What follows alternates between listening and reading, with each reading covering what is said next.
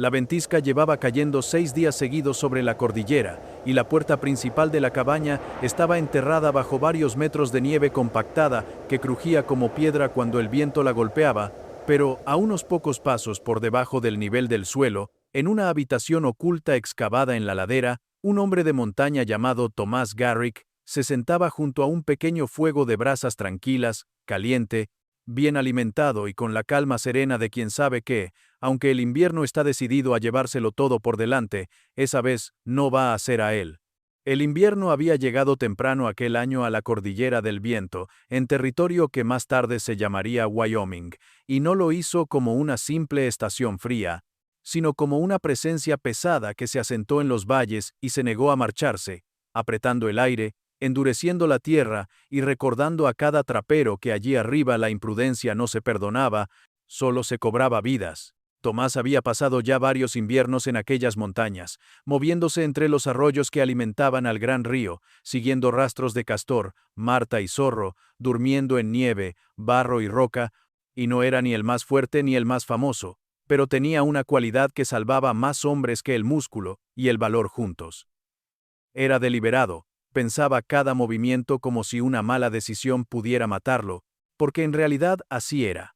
Su cabaña principal estaba construida como todas las demás de la zona, siguiendo el patrón de la frontera. Troncos encajados, barro en las juntas, una simple ventana pequeña, una puerta recia y una chimenea de piedra en un extremo, suficiente en teoría para atravesar inviernos duros si uno cortaba bastante leña y no cometía estupideces. Durante años le había funcionado sin grandes problemas, hasta que un invierno anterior le enseñó de golpe que lo que todos consideraban suficiente, en realidad era apenas lo justo para no morir, si tiene suerte. En aquella primera gran tormenta, Tomás había visto cómo el tejado de otro trapero, un hombre competente llamado Marcos, cedía bajo el peso de la nieve. Había encontrado su cabaña hundida, y bajo los restos, a su amigo envuelto en mantas, congelado, sin fuego y sin posibilidad de reconstruir nada mientras el cielo seguía cayendo. Esa imagen se le quedó clavada en la mente como una astilla que no deja de molestar, y aquella noche, sentado frente a su propia chimenea, mirando cómo el humo subía y el calor escapaba por la boca de piedra, Tomás comprendió que el problema no era solo el frío ni la nieve, sino la forma en que todos habían decidido aceptar un diseño de vida con un único punto de fallo, una sola habitación, un solo techo, una sola fuente de calor, un solo lugar por donde entrar y salir. Cuando algo se rompía, no había plan B, no existía margen de error, y entonces no importaba lo fuerte que fueras, solo quedaba improvisar a la desesperada, morir. Desde ese momento, su cabeza empezó a darle vueltas a la misma idea: cómo construir un refugio que no se viniera abajo cuando un elemento fallara, cómo crear una segunda capa de seguridad que no dependiera del tejado, ni de la puerta, ni siquiera de la chimenea visible, cómo esconder una parte de su propia casa dentro de la montaña para que ni el viento, ni la nieve, ni el azar pudieran arrebatársela tan fácilmente. Mientras terminaba la temporada de trampas, cada cabaña derrumbada que encontraba, cada historia de puerta bloqueada por una luz, cada chimenea que se congelaba y llenaba el interior de humo, se convertía en una prueba más de que todos estaban viviendo colgados de un hilo muy fino, sin querer admitirlo. Al llegar la primavera siguiente, en lugar de gastar su paga en whisky y cartas como hacía la mayoría en los puestos de comercio, Tomás se dedicó a observar cómo construían los demás, cómo los granjeros excavaban bodegas en las laderas para guardar tubérculos que nunca se congelaban, cómo los canteros alemanes hablaban de la tierra como una masa que mantiene una temperatura casi constante si excavas lo suficiente, cómo los mineros reforzaban túneles, controlaban la ventilación y conseguían respirar bajo toneladas de roca sin morir asfixiados. Empezó a tomar notas, a hacer dibujos toscos en un cuaderno, a preguntar con insistencia por qué una bodega nunca se helaba del todo, aunque afuera el aire cortara la piel, por qué el suelo a cierta profundidad parecía vivir en una primavera eterna mientras la superficie ardía en verano o se congelaba en invierno. De esas conversaciones salió una idea que a otros les parecía absurda, pero que para él se volvió poco a poco una obsesión lógica. Si la tierra podía mantener fresca una bodega en verano y evitar que se congelara en invierno, también podía servir como muro protector de una habitación invernal, una especie de guarida secundaria, pequeña pero extremadamente eficiente. enterrada en la ladera justo detrás de su cabaña principal, conectada por una puerta oculta y con su propio fuego discreto, que respirara por la misma chimenea que todos veían desde fuera, pero funcionara como un corazón independiente. Suscríbete si te gusta el video. Cuando volvió a las montañas ese verano, sus mulas iban cargadas no solo con pólvora, plomo, sal y café, sino con herramientas extrañas para un trapero, picos rectos y curvos, palas pesadas, sacos de lona para mover tierra, hierro para bisagras y pestillos, clavos más largos de lo normal, tablas reservadas para una puerta que no quería que nadie notara. Los demás lo miraban y se reían, diciendo que parecía más un minero o un carpintero que un hombre de montaña, que con tanta herramienta de cavar acabaría enterrado él mismo, que ningún invierno valía tanto trabajo. Tomás no discutía, porque sabía que muchos de los que reían ahora serían los mismos que, llegado el momento, dependerían de la poraticia, suerte y de una estufa hambrienta para seguir respirando. Eligió el lugar con un cuidado que otros habrían llamado manía. Una pequeña loma detrás de su cabaña, orientada al sur, para recibir el máximo sol de invierno, con una pendiente suave, tierra firme mezclada con grava y capas de arcilla, sin señales de corrimientos, con buen drenaje y suficiente altura para excavar una habitación completa sin que el techo quedara tan cerca de la superficie que pudiera hundirse bajo el primer metro de nieve pesada. Primero construyó su cabaña principal, más sólida de lo habitual, no más grande, sino mejor pensada. Orientó la puerta al este para evitar el viento dominante, dejó la pared trasera a pocos pasos de la ladera y colocó la chimenea en una esquina concreta, sabiendo que ahí, más adelante, tendría que conectar un segundo corazón de fuego. Solo cuando terminó la casa como cualquiera habría hecho, empezó su verdadera obra, la que nadie entendía. Se plantó detrás, clavó la pala en la ladera y comenzó a excavar. Día tras día, bajo el sol del verano, fue arrancando tierra a la montaña, sacando cada palada en sacos para que desde lejos no se viera un montón sospechoso, ensanchando un túnel que se metía bajo su propia cabaña y acababa en una especie de cueva que fue dando forma con la precisión de alguien que ya la había vivido 1000 veces en su mente. No quería un hoyo improvisado, sino una habitación con medidas exactas, techo sostenido por vigas, paredes reforzadas con troncos, suelo de madera sobre piedra para que la humedad no se colara, y espacio suficiente para que un hombre pudiera vivir semanas allí dentro sin enloquecer ni congelarse. Mientras cavaba pensaba una y otra vez en Marcos, en la cabaña hundida, en la chimenea inútil sepultada bajo nieve y vigas, en lo cerca que él mismo había estado de quedarse sin leña aquella vez, en lo poco que habría hecho toda su experiencia si la tormenta anterior hubiera durado unos pocos días más. Y con cada palada que apartaba, con cada tronco que encajaba en las paredes de aquella habitación oculta, sentía que le robaba un poco de poder al invierno, que por primera vez no se limitaba a soportarlo, sino que le estaba poniendo una trampa.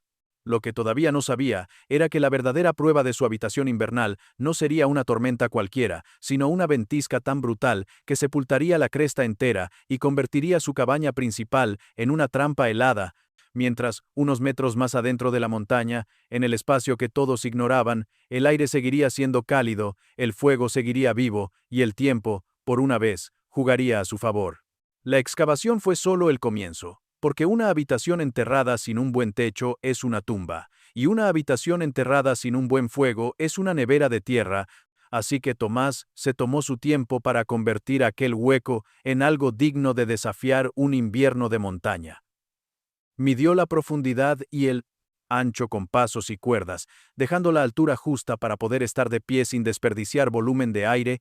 Reforzó las paredes con troncos verticales y travesaños horizontales como había visto en las minas que visitó en la llanura, colocó piedras planas sobre el suelo antes de poner encima un entramado de madera que levantaba el piso unos pocos dedos por encima de la roca, creando una cámara de aire que rompería el contacto directo con el frío del subsuelo. El techo exigió incluso más atención, porque sobre su cabeza no habría solo tierra, sino nieve húmeda, hielo, viento y el peso de todo un invierno acumulado. Colocó vigas gruesas transversales, cubrió con tablones ajustados, añadió capas de corteza, arcilla mezclada con pasto y por encima de todo, un buen espesor de suelo que devolviera a la ladera un aspecto casi intacto, desde fuera. Nadie que pasara a cierta distancia habría sospechado que bajo aquella colina aparentemente corriente existía una estancia capaz de albergar a un hombre, su fuego y víveres para varias semanas. El siguiente problema era el acceso, porque abrir un simple agujero en la ladera bastaría para entrar, pero también permitiría que el frío, el viento y, sobre todo, las miradas curiosas detectaran que allí ocurría algo extraño. Tomás quería una habitación oculta de verdad, no una segunda cueva evidente que cualquiera pudiera saquear o bloquear con nieve. Así que se volvió hacia su propia cabaña y tomó una decisión que a cualquier otro constructor le habría parecido una locura absoluta. Cortó su pared trasera. Antes de hacerlo, reforzó la carga con una viga colocada en alto, encastrada entre los troncos, fijada con herrajes que había comprado meses antes con ese único propósito. Luego marcó un rectángulo estrecho y alto y comenzó a cerrar, arrancando madera dosificada hasta abrir un hueco justo lo bastante grande para que un hombre con un fardo pudiera pasar. El resultado, una vez instalada la puerta, era inquietantemente discreto. Desde el interior de la cabaña, la hoja de madera se confundía con el resto de la pared. Las vetas seguían el mismo sentido. Las uniones estaban ajustadas hasta el punto de que tuvo que rellenar la junta con tiras de tela para sellar el aire, y solo un pestillo sencillo del lado de la sala indicaba que allí había algo más que un tronco.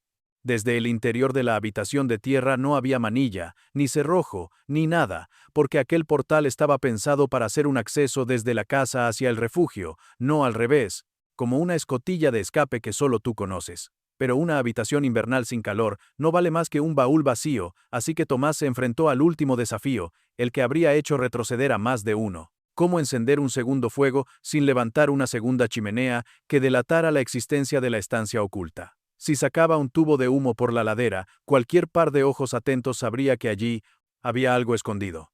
Si no daba salida al humo, se asfixiaría él mismo. La solución que encontró fue tan ingeniosa como arriesgada. Construir un pequeño hogar de piedra en una esquina de la habitación oculta y conectarlo, mediante un conducto cuidadosamente tallado entre los troncos y la mampostería, con la chimenea de la cabaña principal, de modo que desde fuera solo se viera el humo de siempre, aunque en realidad procediera de uno u otro fuego, o incluso de los dos a la vez.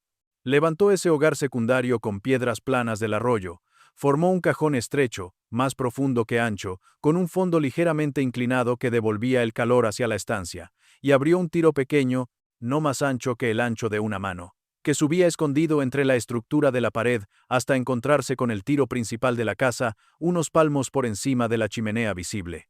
Selló cada junta con barro amasado, probó con puñados de hierba seca y pequeñas brasas, observó el humo subir por el conducto común, y comprobó desde el exterior que el penacho que salía de la chimenea era el mismo de siempre, sin ninguna señal extraña que delatara lo que estaba pasando bajo la ladera. Era, en esencia, un sistema de dos fuegos bajo una sola chimenea, uno público y otro secreto. Suscríbete si te gusta el video. Con el espacio terminado y el fuego probado, faltaba convertir esa habitación en una cápsula de supervivencia real, no solo en un experimento de ingeniería. Durante el otoño, entre cacerías y revisiones de trampas, Tomás fue llenando las estanterías que había fijado a las paredes. En lo alto, recipientes de madera sellados con resina donde guardaba grasa derretida, harina de maíz, sal, frutos secos, hierbas medicinales y todo aquello que no quería que el frío ni los roedores arruinaran. A media altura, mantas de lana enrolladas, ropa seca, carne curada colgando en tiras junto a peces ahumados, panes duros y galletas que podrían aguantar meses. En la parte baja, herramientas, munición, pedernal, cuerda, velas, yesca, un tonel de agua y una pila ordenada de leña cortada a la medida exacta del hogar pequeño. Cuando terminó, miró aquella habitación diminuta, ordenada y silenciosa, y comprendió que, si alguna vez el mundo exterior se volvía inhabitable durante semanas, allí abajo tenía todo lo necesario para desaparecer, sin dejar de vivir con dignidad. Sin embargo, aún quedaba un paso. Probarlo de verdad. Un refugio que solo existe en tu imaginación es tan ficticio como una promesa en boca de un borracho, así que cuando llegaron las primeras nieves de noviembre, Tomás decidió encerrarse voluntariamente en su propia trampa benigna. Escogió un día en el que la nieve ya caía con fuerza, cerró la puerta de la cabaña, abrió la puerta oculta, cruzó al refugio, Encendió el hogar pequeño con unas pocas astillas, echó unos cuantos troncos, cerró detrás de sí y se obligó a vivir allí dentro, como si su casa principal hubiera desaparecido. Las primeras horas fueron de observación pura. Sintió cómo el calor del fuego se expandía rápido en un espacio tan reducido. Como las paredes de tierra, al principio frías, empezaban a templarse y a devolver una calidez suave, como el suelo elevado impedía esa sensación de frío que sube por los pies en las construcciones mal hechas. Al cabo de un rato, apagó casi por completo la llama, dejó solo brasas vivas y vio, con una mezcla de alivio y satisfacción, que la temperatura no caía en picado, sino que se mantenía gracias al calor que la propia estructura había absorbido. Hizo cuentas. Midió con la intuición de quien ha vivido muchos inviernos cuánta leña consumía allí dentro comparada con la que requería la cabaña principal. Y la diferencia lo sorprendió. Con un tercio de los troncos obtenía un calor más uniforme y duradero.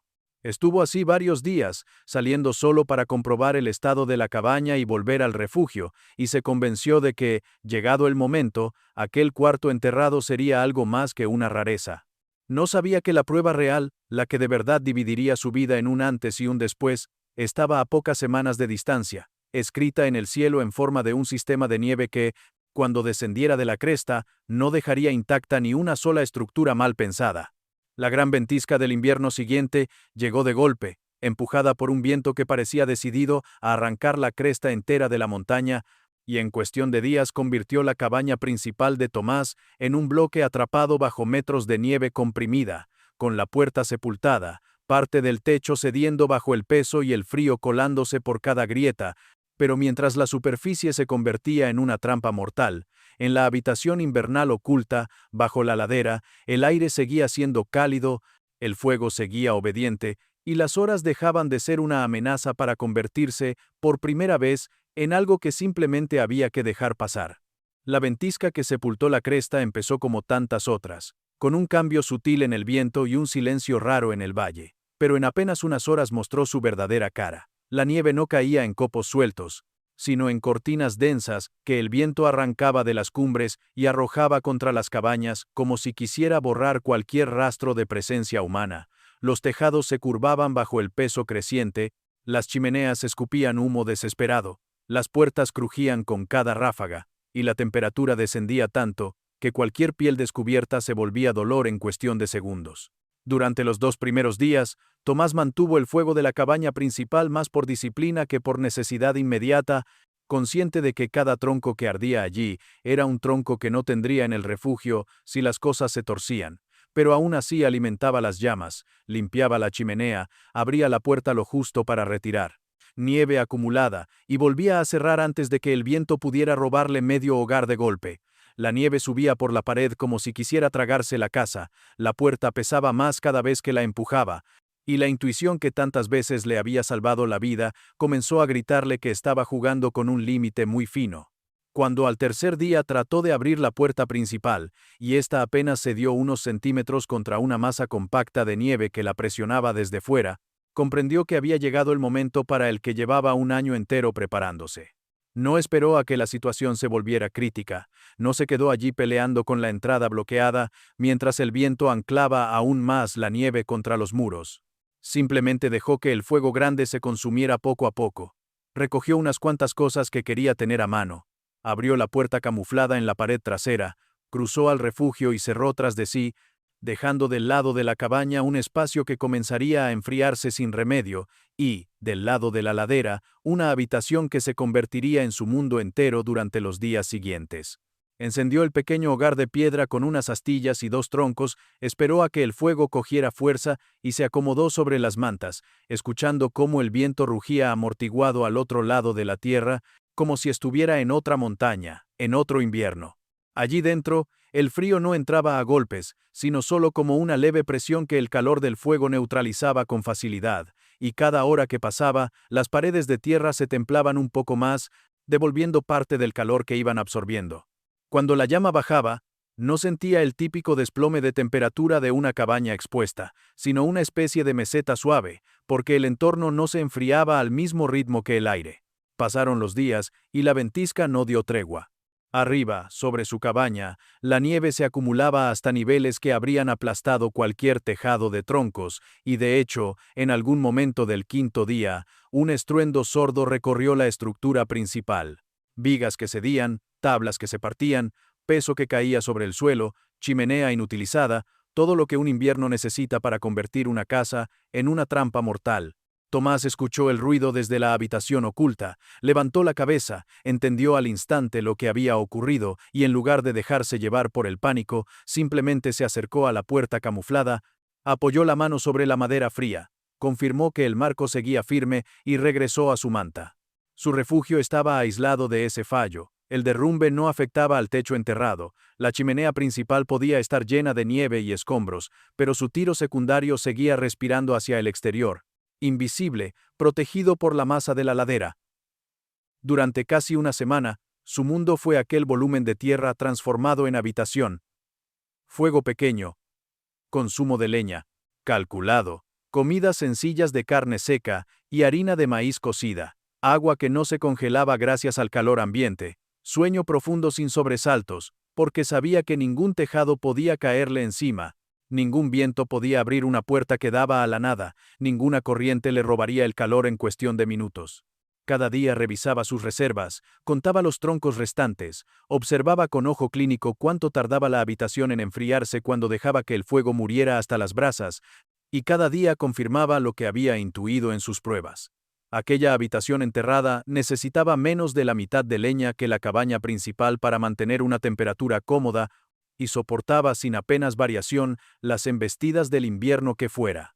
Cuando por fin la ventisca se cansó y el silencio volvió a las montañas, Tomás apagó el fuego del refugio, tomó una respiración profunda y se dispuso a salir. Abrió la puerta oculta hacia la cabaña y se encontró con una escena que confirmaba todo lo que temía desde aquella primera muerte que lo había marcado. Medio tejado hundido, nieve dentro, la chimenea convertida en una torre ciega, el interior tan frío como el aire exterior. De haber pasado la tormenta allí dentro, se habría quedado sin fuego, sin techo y sin salida en cuestión de horas. En cambio, gracias a la habitación invernal oculta, la catástrofe no había sido más que un ruido lejano en una noche cualquiera. Con el tiempo, la historia se corrió entre los pocos hombres de montaña que seguían entrando y saliendo de esa cordillera. Al principio, muchos no se lo creían, pensaban que era exageración de fogata, pero quienes se acercaron a ver la habitación oculta con sus propios ojos cambiaron de opinión rápido. Vieron las paredes de tierra reforzadas, el pequeño hogar conectado a la chimenea principal, las estanterías llenas, el suelo elevado, la puerta camuflada que desde la cabaña parecía solo un tramo más de pared, y entendieron que no se trataba de magia, sino de algo mucho más simple y poderoso. Planificación. Un refugio secundario, pensado desde el principio para cuando el refugio principal fallara, una segunda oportunidad excavada en la ladera. Poco a poco, otros comenzaron a imitarlo. Un trapero cavó una habitación similar bajo su suelo de madera y la conectó con una trampilla escondida. Otro aprovechó una hendidura natural de roca para construir su propio cuarto invisible, reforzado con vigas y barro.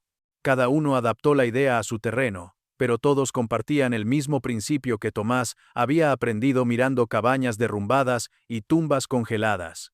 En la montaña, la redundancia no es un lujo. Es la única ingeniería que realmente merece el nombre de sabiduría. Una habitación puede fallar, un tejado puede ceder, una puerta puede quedar bloqueada, una chimenea puede helarse, pero cuando tienes una habitación invernal oculta, enterrada en la ladera y alimentada por un fuego pequeño y constante, la ventisca que sepulta la cresta deja de ser una sentencia de muerte y se convierte solo en algo que ver pasar mientras esperas, cálido, a que el cielo se canse. Suscríbete si te gustó el video.